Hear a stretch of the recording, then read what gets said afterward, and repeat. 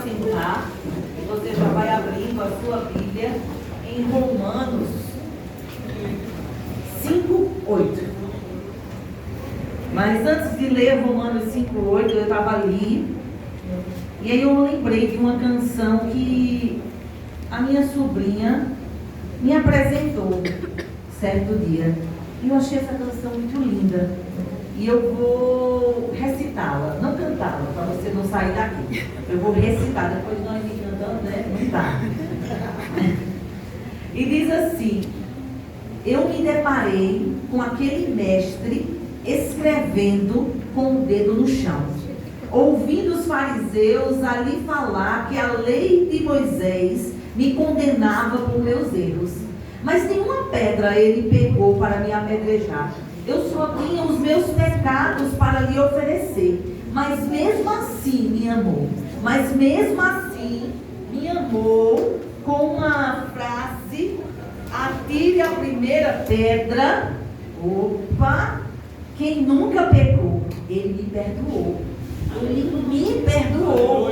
Sua irresistível graça me alcançou. Quem é esse? Que era sem pecado e não me condenou, e no lugar da morte, vida me ofertou.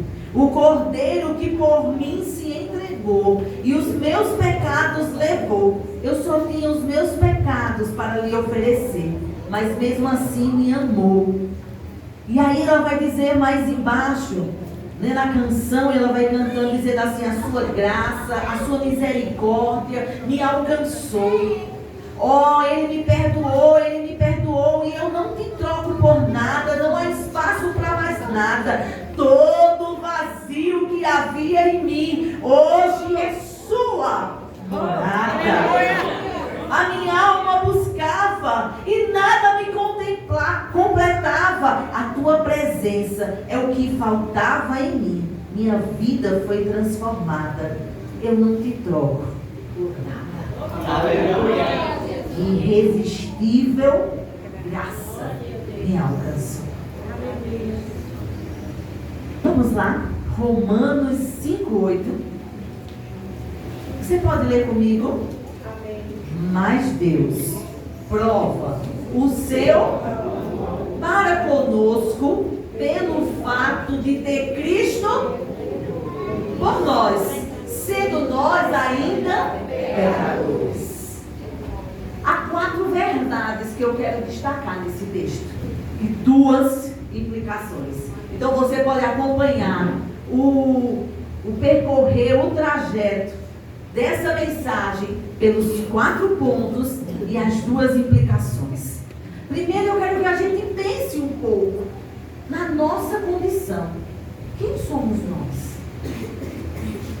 Rebeca, Neide, Isaac, Maria, José? Não. Isso não aponta para a verdade de que nós somos.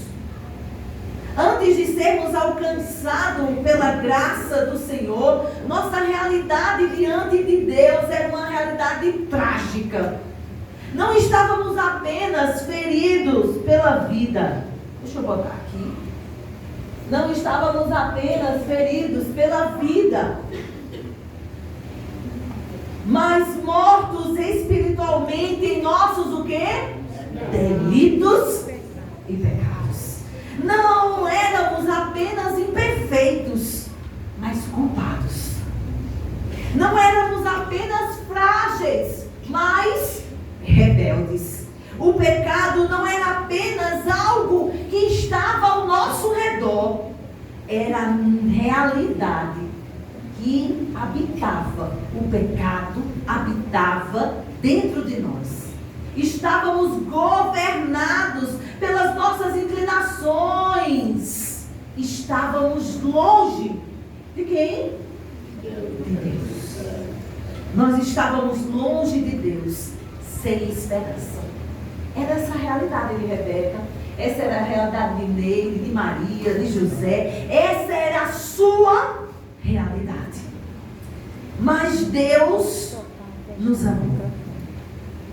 Deus, Ele nos amou. Quando não havia nada em nós. Aleluia. Você tem a consciência disso? Não havia nada em nós que pudesse atrair esse amor. Mas Deus nos amou quando ainda éramos indignos. Aleluia. Quando nós ofendíamos a sua santidade, quando nós éramos alvos da sua condenação. Mas a cruz de Cristo é a prova de que o amor de Deus é maior do que a nossa culpa. A graça de Deus é mais profunda do que o nosso pecado. Onde o pecado revelou a miséria do homem, a cruz revelou a grandeza do amor de Deus. Aleluia. A graça nos salva. É a graça que nos encontra. Não fomos nós que demos o primeiro passo em direção deste Deus gracioso e misericordioso, mas foi esse Deus que veio ao nosso encontro através de Cristo Jesus. Augusto Nicodemos, ele diz que eu não encontrei Jesus, ele que me encontrou, porque o perdido era eu. Eu queria nesse momento que você fechasse os seus olhos e agradecesse ao Senhor por tamanho amor, por tamanha graça, graça que te resgatou, graça que te encontrou, graça que te ofertou a vida eterna. Estávamos mortos e Ele nos deu vida. Você pode dizer obrigada, Senhor? Obrigada, Senhor. Obrigada, Senhor. Obrigada. E o nosso primeiro ponto, olha para mim nesse instante. O nosso primeiro ponto vai exatamente para quando Paulo diz: e sendo nós ainda pecadores. Você pode repetir esse final deste versículo comigo? Sendo nós ainda pecadores. A graça nos encontra apesar da nossa condição. E qual é a nossa condição? Pecadores. Diz para uma pessoa que está do teu lado: a sua condição era de pecador. Paulo, ele não suaviza a realidade humana. Ele não diz que Cristo morreu por nós quando a gente estava tentando melhorar, ou quando estávamos mais sensíveis espiritualmente, ou quando havíamos mudado de vida, quando nós já éramos dignos. Não é isso que acontece. Paulo, ele mostra a nossa realidade. Ele diz que Cristo morreu por nós enquanto ainda éramos pecadores. Aleluia. E o pecado é uma condição que nos afasta de Deus. É uma condição que nos afasta de Deus. O pecado nos cega, o pecado nos endurece, o pecado nos engana e ele nos separa da comunhão com Deus. Mas o Senhor, ele nos amou, mesmo nós estando distantes. E aí meu amigo Hernandes Dias Lopes diz assim: olha, a graça de Deus nos encontra no chão da culpa, no caos da nossa alma, nas ruínas da nossa história. A graça de Deus é um favor concedido a pecadores indignos. A graça de Deus nos encontra porque Ele não nos amou, escolheu e chamou e justificou por causa dos nossos méritos, pois não havia mérito algum. A graça de Deus não se manifesta pelas nossas qualidades ou virtudes, porque não há mérito, não há virtude em nós. Mas a graça de Deus está naquilo que Deus fez por nós, e não pelo que nós fizemos por Ele, porque nós não fizemos nada. Você pode repetir isso comigo? Nós não fizemos nada. Nada. Mas Deus, Ele nos amou. E Ele nos amou não porque nós éramos receptivos, não porque nós éramos fortes. Deus nos amou mesmo sabendo que éramos fracos, ímpios, pecadores e inimigos de Deus. Ele nos amou mesmo com a nossa condição. Ele não nos escolheu por causa da nossa fé. Ele não nos escolheu porque apresentávamos algo digno, mas Ele nos escolheu para a fé. Deus não nos escolheu porque nós éramos santos, mas Deus nos escolheu para sermos santos. Sermos santos. Não porque praticávamos as boas obras, mas porque pela graça somos salvos, não pelas obras, mas para que através disto, quando salvo, pratiquemos as boas obras. Não porque praticamos boas obras, mas para as boas obras. Não porque éramos obedientes, mas para a obediência.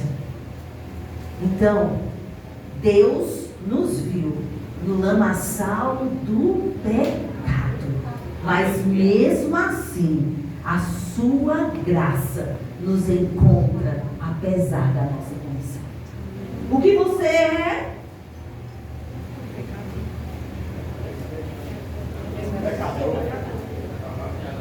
Só que agora existe uma diferença.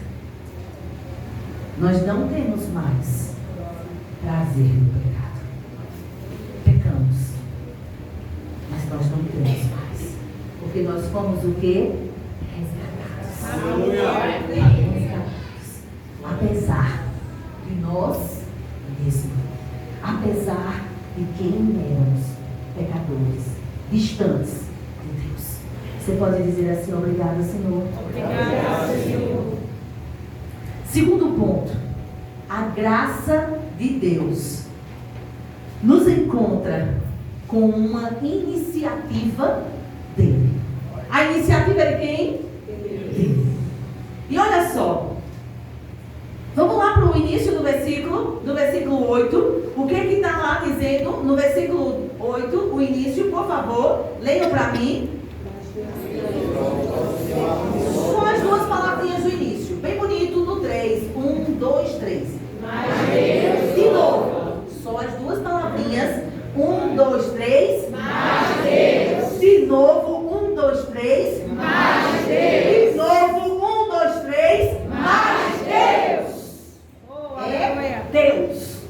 É Deus. Essas duas palavras mudam tudo. Se dependesse do homem, não haveria salvação. Mas Deus. Se dependesse da religiosidade, não tinha salvação. Mas Deus. Se não fosse Deus, nós continuaríamos perdidos. Não há essa vontade em nós. Não sairíamos do abismo do pecado. Mas Deus entrou na nossa história. Aleluia. Mas Deus entrou na nossa história. Mas Deus entrou na nossa história. Aleluia. A salvação começa em Deus, que nasce no coração, é planejada por Deus e executada por Ele. O Evangelho não é a história de homens tentando subir até Deus, mas é a história de Deus vindo até os homens. Aleluia. Ele veio até nós. Ele veio até nós. A Bíblia está repleta desta verdade. No Éden, depois da queda de Adão e eles se escondem. O que é que aconteceu? Deus veio ao encontro deles. Quando Jonas fugiu, Deus foi ao encontro dele e o alcançou. Zaqueu subiu numa árvore, mas foi Jesus que olhou para ele e disse: desce. Porque o quê? Porque o quê? Exatamente. A graça de Deus toma a iniciativa. E a graça de Deus que chega. Mais Deus. Mais Deus. Mais Deus. Feche os teus olhos. Mais uma vez. E lembra dessa graça que foi até você. Lembra que foi Deus que estendeu a sua mão quando tudo era caos, quando tudo era trevas, quando tudo estava em desordem. Mas Deus, mais Deus. Olha para mim. Há jovens que imaginam que podem fazer, porque a força, a vigor. Mas é Deus. É Deus que vem, é Deus que chama, é Deus que traz a esperança e a vida aos corações. A graça de Deus sabe onde estamos e nos alcança, apesar de nós mesmos. Então a graça nos encontra numa iniciativa divina diante de um mais Deus. A graça nos encontra apesar de quem nós somos e quando que sendo nós ainda pecadores. Mas a graça de Deus nos encontra numa iniciativa divina mais Deus. Terceiro ponto. A graça de Deus nos encontra com uma prova irrefutável de amor. Vamos para a parte do meio do texto, que diz assim: mas Deus, aí agora sim, prova o seu amor para conosco. Pelo quê? Pelo fato de ter dado o quê? Cristo por nós. Vamos dividir essa verdade. E o nosso primeiro ponto é essa prova irrefutável. O amor de Deus, ele não é abstrato. O amor de Deus não é teórico. O amor de Deus não é apenas emocional. Mas Deus prova, Ele demonstra, Ele torna visível, Ele estabelece uma evidência incontestável. Quando o quê? Quando Ele prova. E Ele prova o quê? E essa prova de amor vem através de quê? Cristo Jesus. Cristo Jesus. A graça nos encontra diante de uma prova irrefutável. João 3,16. Porque Deus amou o mundo de tal maneira seu Filho unigênito, para que todo aquele que nele crê não pereça, mas tenha a vida eterna. Aleluia.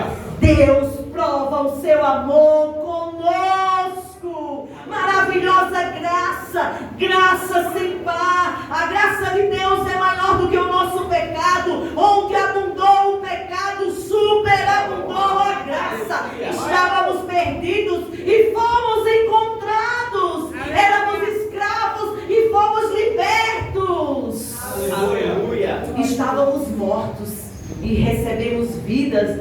Éramos escravos do reino das trevas e fomos transportados para o reino da luz. Aleluia. Vivíamos em cegueira e escuridão e agora vivemos debaixo da luz do rosto de Deus. E Hernandes Dias Lopes diz assim: não tínhamos paz e agora desfrutamos da paz verdadeira. Hoje somos filhos, filhas de Deus, herdeiras de Deus, cidadãos dos céus, e tudo isso pela maravilhosa graça que é provada para conosco. A graça nos encontra numa prova irrefutável de amor. E que prova é essa? Que prova é essa? Que prova é essa? Como temos a constatação dessa prova? Qual é a prova? Amor de Cristo. Opa, tem gente em dúvida. Amor de Cristo. Tem gente em dúvida. Ele se entregou. Ele se entregou. Ele se entregou. Você pode glorificar ao Senhor por isso. Ele se entregou. Ele se entregou por nós. Aleluia. E o quarto ponto é esse. A graça nos encontra através da morte substitutiva de Cristo. Substitutiva de Cristo, perdão. A graça nos encontra através dessa morte substitutiva de Cristo. O que quer dizer isso? Ele o quê? Ele foi no meu lugar. Aleluia. Ele foi no seu lugar. Aleluia. Ele foi no seu lugar. Ele foi no seu lugar. O texto diz: Cristo morreu por nós. Você pode dizer assim comigo? Cristo morreu por mim. Cristo morreu por mim. Sabe por que eu estou tirando nós e colocando mim? Sabe por que eu estou fazendo essa substituição no pronome? Porque muitas vezes a gente olha para o nós como fosse algo assim, distante da gente. Sabe? Como fosse por Isaac. Isaac era o pecador. Isaac era o que estava dizendo, distante de Deus. Não, por mim. Por mim. Por mim. Cristo, a graça nos encontra através da substituição, da morte substitutiva de Cristo. Essas palavras mostram o que Jesus fez. Cristo não morreu apenas como exemplo de amor. Cristo morreu por nós, em nosso lugar, em nosso favor, como nosso substituto. Nós éramos culpados e Ele era inocente. Nós merecíamos o juízo e Ele tomou sobre si a condenação. Aleluia. Nós estávamos debaixo da ira e Ele bebeu o cálice. Aleluia. Nós devíamos morrer, mas Ele morreu por nós. Este é o Evangelho. Jesus assumiu aquilo que era nosso para nos dar aquilo que era dele. Aleluia. Obrigada, Jesus. Obrigada, Jesus. Ele tomou a nossa culpa e nos deu a sua justiça. Ele tomou a nossa condenação e nos deu a sua paz. O cristianismo é a prova de um Cristo que morreu e ressuscitou para salvar pecadores. Esta é a boa nova. Esta é a boa nova. É uma graça demonstrada em amor. Sem cruz, não há perdão. Sem sangue, não há remissão.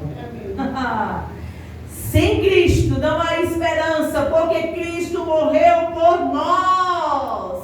Ele morreu por nós, para que pudéssemos ter vida e vida eterna. Vida eterna. Essa graça. É essa graça que vem, apesar da nossa condição. É essa graça que aponta para um Deus que se achega. É essa graça que mostra uma prova irrefutável de amor. Cristo morrendo por nós, ainda pecadores. Ele nos amou primeiro. Aleluia. Ele nos amou primeiro. Ele nos amou primeiro. Certa vez, ouvindo o pastor Darquinho falando sobre a graça e a nossa condição totalmente merecida, no final do sermão ele trouxe uma provocação. fazendo diante dessa verdade? E o que é que nós estamos fazendo com aquilo que nos alcançou? E o que é que nós estamos fazendo com algo que nos transformou e nos garantiu vida eterna? Tem uma canção lá no meu tempo que diz assim: e morreu a nossa morte para que tivéssemos sua vida. Que troca injusta. Que troca injusta. Mas ele fez isso. Ele fez isso por amor. Ele fez isso por amor. Mas muitas vezes nós nos acostumamos com isso e esquecemos dessa verdade tão arrebatadora e tão profunda. Não merecíamos. Estávamos condenados.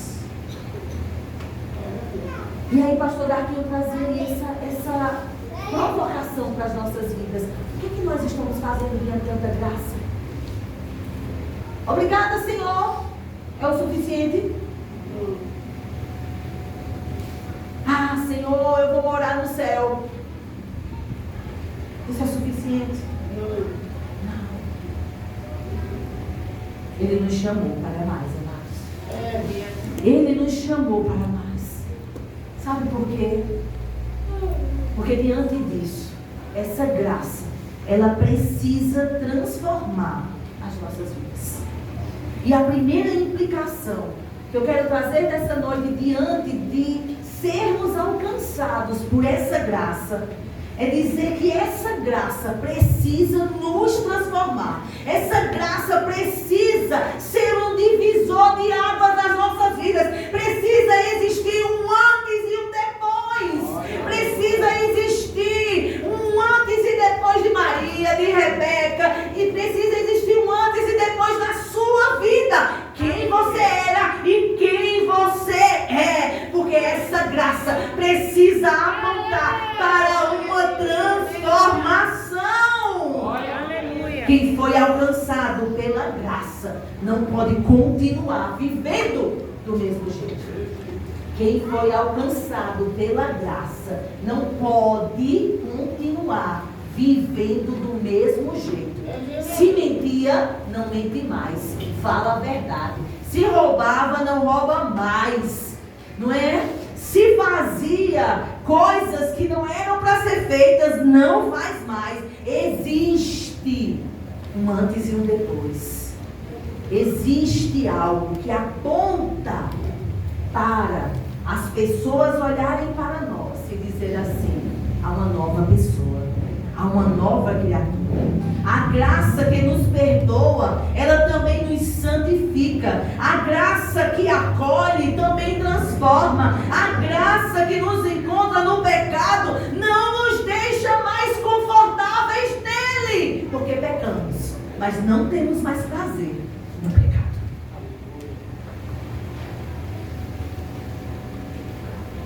Há uma falsa ideia que ainda passa pela cabeça de muitos, que receber a graça significa viver sem arrependimento, sem compromisso e sem mudança.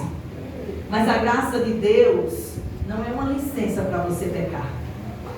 A graça de Deus é um convite, é um chamado para a transformação. Aleluia. Eu quero que você mais uma vez feche os seus olhos. Eu queria que você agora fosse bem honesto com você. Essa graça que te alcançou tem te transformado? Essa graça que te encontrou tem apontado mudanças? Essa graça tem feito você odiar o que Deus condena e você amar o que Ele ensina? Seja honesto, porque Ele vê, Ele sabe todas as coisas. Nós podemos enganar quem está do nosso lado, ludibriar as pessoas que convivem conosco, mas Deus tudo vê. Senhor, nos ajuda, nos ajuda, Pai, a não só dizer que essa graça nos alcançou, mas mostrar que essa graça, ela nos transforma. Ela nos transformou. Olha para mim. E eu não vou dizer aqui o jovem de 40 anos, né? O jovem de 40 anos aqui, né? Que é a idade do conjunto, não é isso? Não um jovem de 40 anos, mas a pessoa, você, alcançado pela graça, precisa começar a desejar pureza, comunhão, oração, palavra, santidade, intimidade com Deus. Porque o profundo nos chama para a profundidade. O profundo nos chama para uma vida transformada. Nós precisamos apontar para Cristo através das nossas vidas. A graça nos encontra e nos tira do império das trevas e nos transporta para o reino do Filho, seu amor, do Filho, do seu amor. Ele muda, ela muda os nossos afetos. Cristo muda a nossa vida e os nossos valores, as nossas escolhas e a nossa identidade. Aleluia. A nossa identidade. Aleluia. A nossa identidade. Não é mais a Rebeca de antes. Não é mais a Maria de antes. As pessoas vão olhar para você e para mim e vai dizer, tem algo diferente. Aleluia. Sabe por quê? Porque como diz a poesia de Mirtes Matias, recitada por manhã, o que nos importa é que ele escreva em nós. O que importa é que ele escreva em nós. E nós já não somos mais quem éramos. Nós somos o que ele deseja que sejamos. E ele deseja que sejamos o quê? Santos. Santos. Porque ele é santo. A última implicação dessa noite. A graça que nos encontra nos dá uma nova identidade. Muitas pessoas hoje vivem tentando descobrir quem são. Buscam identidade em grupos, tendências, aprovação social, relacionamento, estética. É no desempenho, é na aceitação digital. Mas tudo isso é instável. A graça de Deus nos dá uma identidade que o mundo não pode tirar. Em Cristo deixamos de ser definidos pelo nosso passado, pelas nossas quedas, pelos nossos traumas. Em Cristo não há rótulos que nos deram. Em Cristo somos perdoados, reconciliados, adotados e amados. Aleluia. Eu vou dizer o que você é em Cristo, para você se animar. Em Cristo, você é perdoado, você é reconciliado, você é adotado e você é amado. Amém. Amém. O pecado diz, você está condenado. Mas a graça diz, há perdão. Há perdão em Cristo Jesus. O mundo diz, você vale pelo que produz. A graça diz, você é amado, você é amada pela obra de Cristo Jesus. O diabo diz, não há mais jeito. Mas a graça diz, onde abundou o pecado, superabundou a graça. Quem é alcançado pela graça não precisa mais viver escravizado pela culpa, nem governado pela aprovação alheia. A cruz nos liberta para viver para a glória de Deus. Você pode repetir isso comigo? A cruz nos liberta para viver para a glória de Deus. Diz isso para a pessoa do teu lado. A cruz te liberta para você viver para a glória de Deus. Ele sabe o que essa verdade está dizendo? Que você não vive mais para você. Aleluia. Você não vive mais para você. O que Paulo nos diz? Eu não vivo mais, mas Cristo vive em mim. Eu não vivo mais, mas Ele vive em mim. Oh, aleluia. Que maravilhosa graça. Maravilhosa graça que nos encontra. Maravilhosa graça que nos transforma. Maravilhosa graça que nos dá uma identidade. Aleluia. A graça de Deus não espera o pecador se levantar. Ela o encontra no chão, o abraça na cruz e transforma para a glória de Deus. E eu quero ler as minhas últimas palavras, não minhas, mas de R.C. Sproul. Ele diz assim: quando verdadeiramente entendemos a graça, quando vemos que Deus só nos deve a ira, mas proveu o mérito de Cristo para cobrir o nosso demérito, então tudo muda. A motivação cristã para a ética não é meramente obedecer a alguma lei abstrata ou uma lista de regras. Antes, a nossa resposta é estimulada pela gratidão. Jesus entendia isso quando disse: se me amais, guardareis os meus mandamentos. Se me amais, guardareis os meus mandamentos. Se eu posso ter liberdade, diz o autor, para parafrasear essa frase, ele diz assim: guardareis os meus mandamentos, não porque quereis ser justos, mas porque me amam. Guardamos os mandamentos de Deus. Porque o quê? Porque o amamos. Porque o amamos. Uma verdadeira compreensão da graça, do favor imerecido de Deus, sempre leva a uma vida de gratidão e obediência. Aleluia. De gratidão e obediência. Vamos fechar os nossos olhos, pelo menos nesse período, pela última vez. Oh Senhor, nos ajuda. Nos ajuda a entender, Senhor, a profundidade do que Paulo diz. Há uma graça que nos encontra, apesar da nossa condição, sendo nós ainda pecadores. Há uma graça que nos encontra, Pai, diante de uma iniciativa divina. Mas Deus, há uma graça que nos encontra como uma prova irrefutável de amor. Deus prova o seu amor para conosco. Há uma graça que nos encontra através de uma morte substitutiva de Cristo. Cristo morreu por nós. Aleluia. E através disso, nós entendemos, Pai, que essa graça nos transforma. Essa graça nos traz para uma condição de antes e depois. E essa graça nos dá uma nova identidade Aleluia. em Cristo Jesus. E essa graça nos leva a uma vida de gratidão e de obediência. Olha. Por isso, nessa noite, você com os olhos fechados, eu quero te desafiar.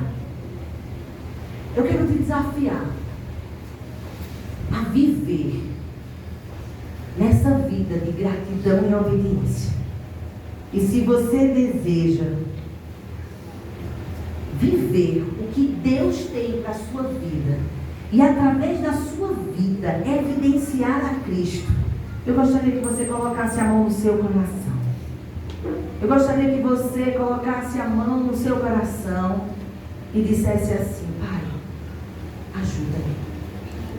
Tu sabes das minhas fragilidades, Tu sabes das minhas fraquezas, Tu sabes, Senhor, das minhas lutas. Como foi cantado aqui, vem e resgata todos os dias. Vem, Senhor, e me ajuda, Pai.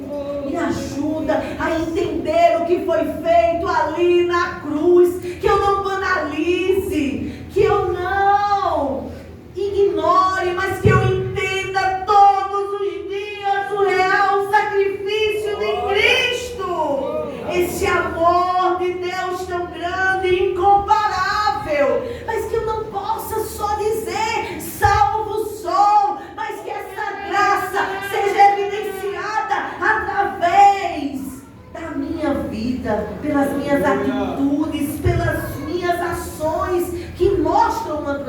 salvação, que mostram que Cristo vive em mim. Que eu possa ter uma nova identidade. Que eu possa mostrar o que Deus fez por mim. Porque essa graça custou um preço muito alto. Custou sangue.